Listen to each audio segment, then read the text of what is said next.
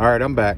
Sorry about that. This is part two. So, like I said, somebody's heart is closed off to the new beginning in itself, or it could be closed off to the thing that you asked for. That's just like saying, "Hey, I want more money," but and then in your job call, like, "Hey, you want to work overtime?" And you're just like, "Man, I ain't trying to work overtime," And it's like you just asked for it. So yeah. Hold on. I had one car fall.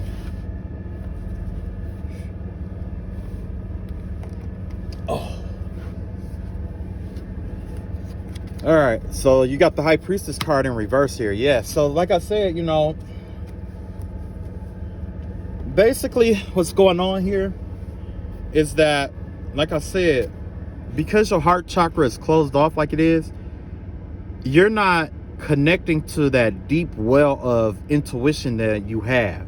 It's kind of like you're doing the opposite of what your intuition is telling you. For whoever this is, somebody's intuition is pretty much guiding them towards this new beginning, but because their heart chakra is closed off, they're shooting it down. So basically it's just like with the scripture where it's like you ask God for something, asked over and over and over again, and God was like, okay, look, here, you can have it. And you're like, well, I don't want it now. And he's like, what? And he's like, okay, I guess I'll take it. And he's like, no, stop asking me for shit you don't want. You know what I'm saying? So yeah, that's basically what this is. It's like your heart was tied up into something, and you asked God for something that you just didn't you turns out you wasn't ready for, or you just didn't want. Apparently that's how I'm seeing it, because you're not, opening your heart space up, or, doing what you need to do and emotionally take care of your emotional body. Let's see what else we got here. We got the Seven of Cups out here in reverse. Yeah. So basically, not only is the heart chakra closed off, but with the Seven of Cups in reverse, this is like a lot of unfulfilled ambitions here. This is delusional energy. It's the energy of being delusional. You know what I mean? This is like, I'm guessing like you're saying something like, oh, well, I'll get it later, or I'll do this, or I'll do this. And it's like, no, it's not going to be here later. You know what I'm saying? Next, you got the Six of Pentacles here. So yeah, it's kind of like in this delusional energy, or you being in this delusional space, or pursuing, just scatterbrained or whatever. The whole goal here is for you to be, working or increasing your bag here, or, maybe you are working on a project right now that's going to have a big payoff. That's going to have a nice payoff where you're going to be lending and you don't have to borrow. You could also be working in charity where you're giving to others, or, working in something like that. So yeah, there could be something like that that's going on. Maybe your heart is telling you to do some kind of charity work or something like that. Because a lot of times with your emotional body, a lot of people think that you have to meditate, or you have to take pills, or you have to do drugs, or you have to drink, or you have to do this, or you have to do certain things in order, if it feels good, do it in order to heal yourself. But that's not true. Drinking feels good, but over time you become alcoholic. Smoking feels good, but over time you're going from buying, a blunt to smoking like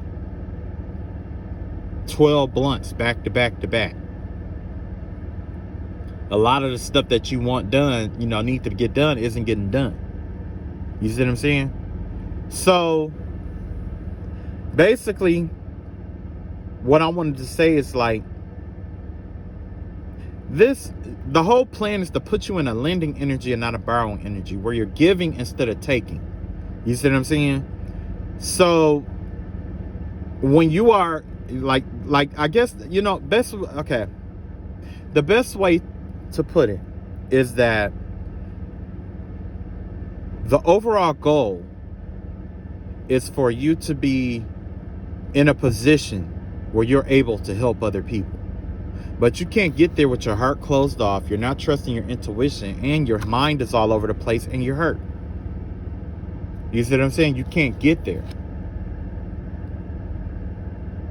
And like I was saying, when it comes to like charity, doing, different stuff like that, You have to learn your healing language. Like, we have a love language, but what is your healing language?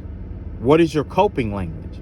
We have sociology and psychology and, things of that nature. And they, you go to them and they're like, oh, it's this, oh, it's that, and they break all this stuff down. But what is your healing language?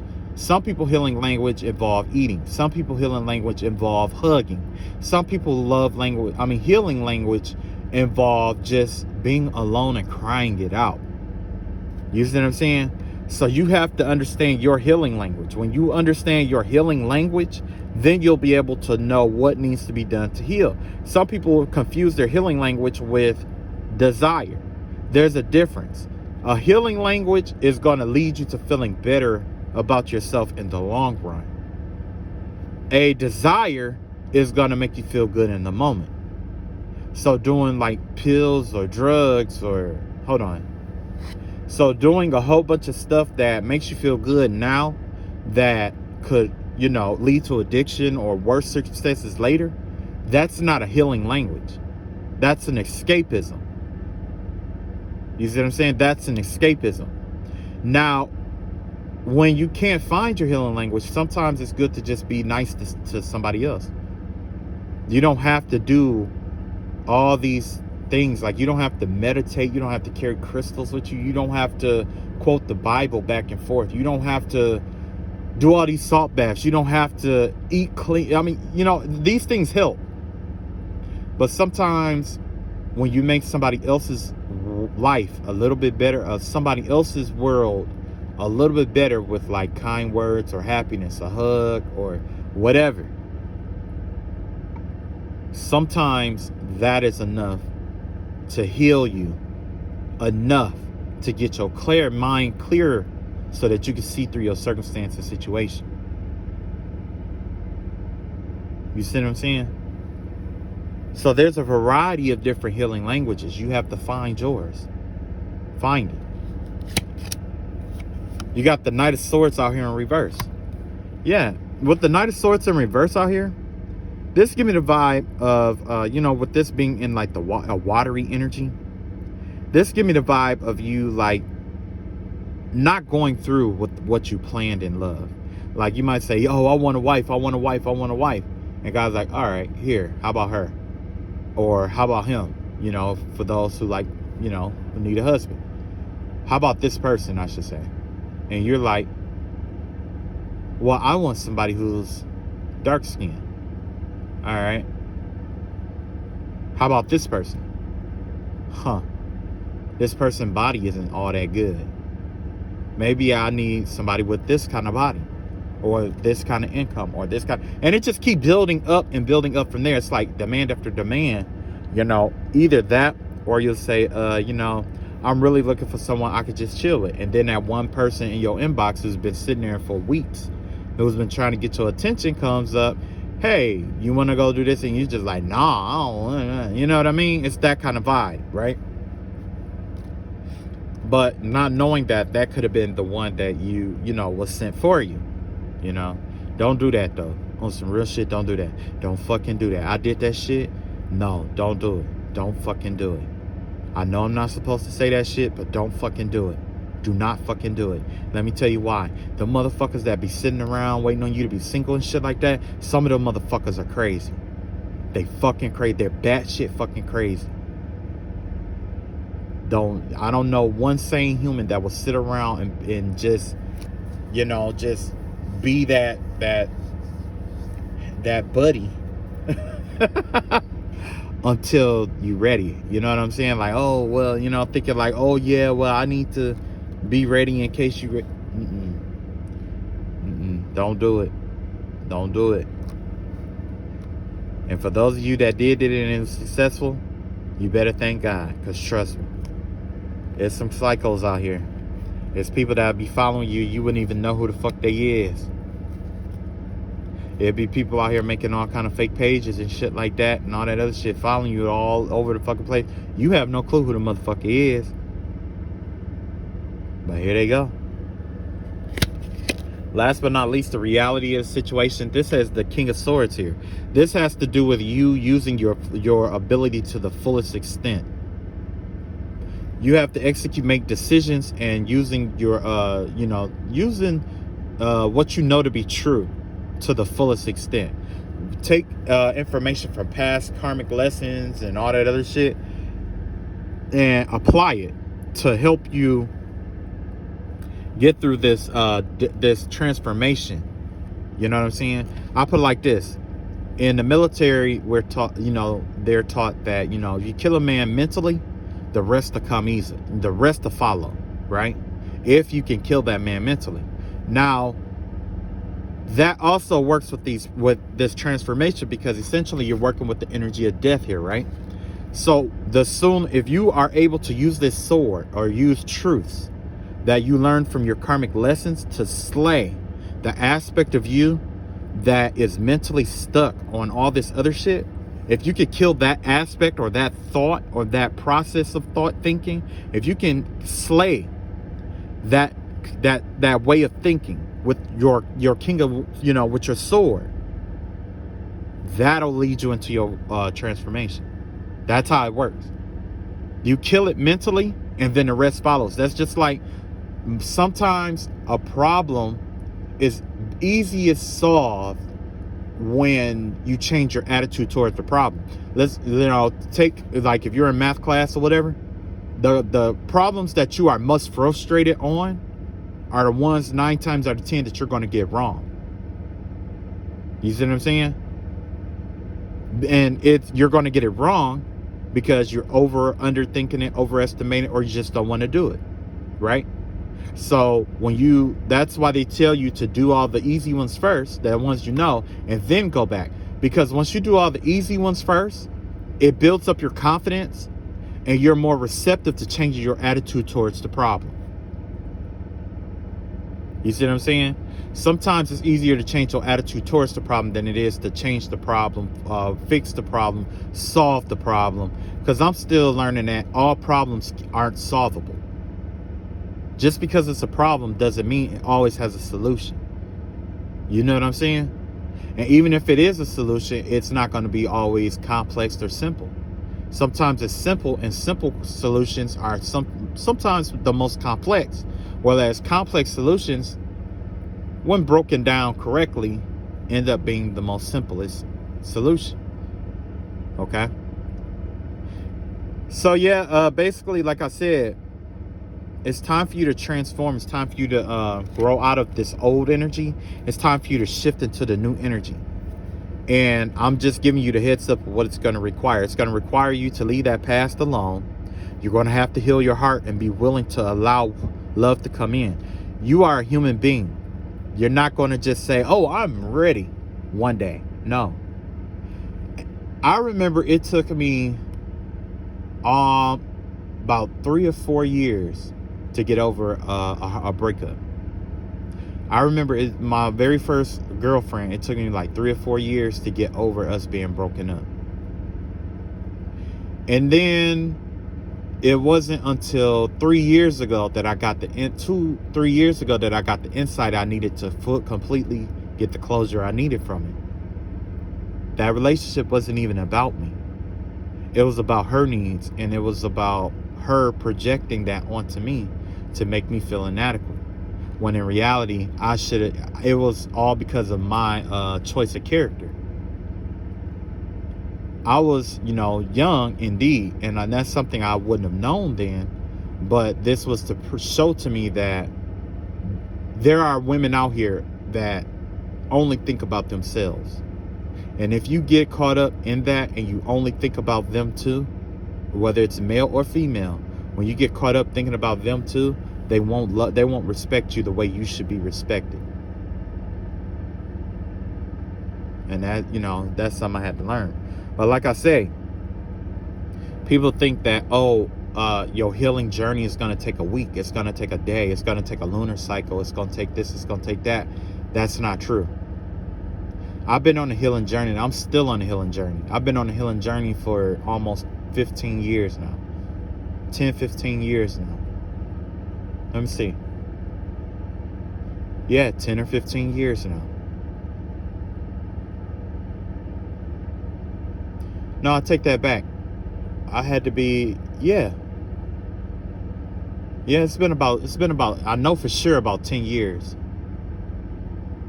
That's 10 years of reading one of the same books over and over again. It's 10 years of meditating. It's 10 years of researching. It's 10 years of exercising. It's 10 years of going off. It's 10 years of being a dick to people. It's 10 years of talking shit. It's 10 years of being low vibrational. It's 10 years of being a shit talker, being a shit starter, being dramatic. It's 10 years of not knowing I was the problem. 10 years of doing shit in the dark and not taking responsibility for the shit I did. 10 years of that shit. 10 years of that. 10 years. And as I'm going on this journey, more and more of my bullshit is being exposed. Which means the more of my bullshit that get exposed, the more, because of how far I've come along now, the more room I have to eliminate certain stuff out of my life, accept it or reject it, and allow what I do want to replace that. If it's something I can't change, I can't, fix, that's something I have to learn to say, like, yo, I can't change that. If it's something that I had no control over, okay, I had control over that. I take responsibility for it. Yep, that was me.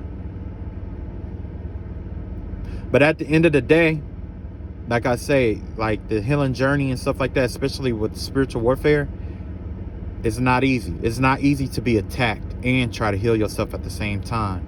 It's not easy to be told to look left and walk right. It's not easy to be light and dark. It's not easy to be in the dark trying to find your light. It's not easy.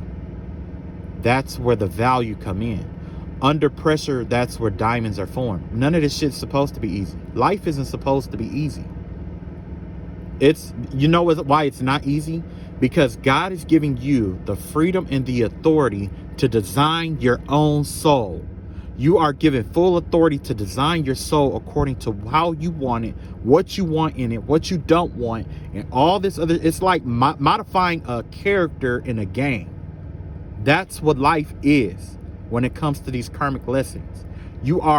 And God is giving you this material for you to build on. Like when things happen to you, somehow you have to find a way to say, hey, no, this is working for me. Or even then, you don't have to be delusional, but you have to find a way to make it work for you. You see what I'm saying? I can't teach that. That's something you learn. That's something you learn you learn as you do your karmic lessons. You do your karmic lessons, you learn from it, and you get rewarded. When you're going through something, you have to always know, if I get on the other side of this, I'm going to be rewarded. I will be rewarded for this. But you have to remember what you did, how you did it, what you learned. Okay? But yeah, like I said, like this healing journey, I'm not all, and that's something that I had to stress. Even in the previous videos, I always talked about it like, yo, like I did my healing journey, and I do my love and light and all that other stuff, but like, I guess according to everybody else's definition, I'm not all love and light, and I dig that, and I'm okay with that. I don't want to be all love and light, because that won't allow me to be the person that I am. The mistakes I made is what taught me about what kind of person I am and what I need to change. If it was something I felt guilty of, or some kind of way I destroyed somebody else's life in the process, that taught me a major lesson. I'll tell you this. What taught me the biggest lesson in life is that when you lose your, like when you get when you get upset and stuff and you go off and you go on all that stuff, 9 times out of 10, somebody you love is going to end up hurt.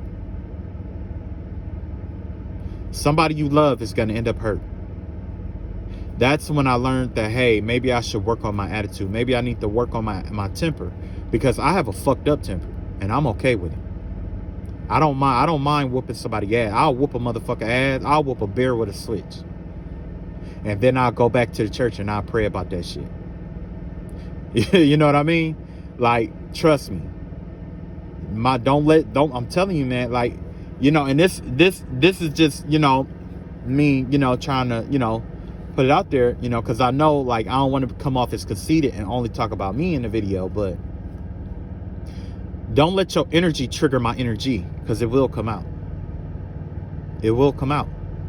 And I don't go, sometimes I'm not going to go out of my way to stop it, because there's a reason why you're doing what you're doing, and there's a reason why I have to do what I do as to resonate. You know what I'm saying? And that's life. So, like I say, if you're going to do that healing journey and stuff like that, it's not going to be easy. It's going to be hard. It's not going to be, it's not going to be in one day. It's not going to be in a month. It's not going to be in a year.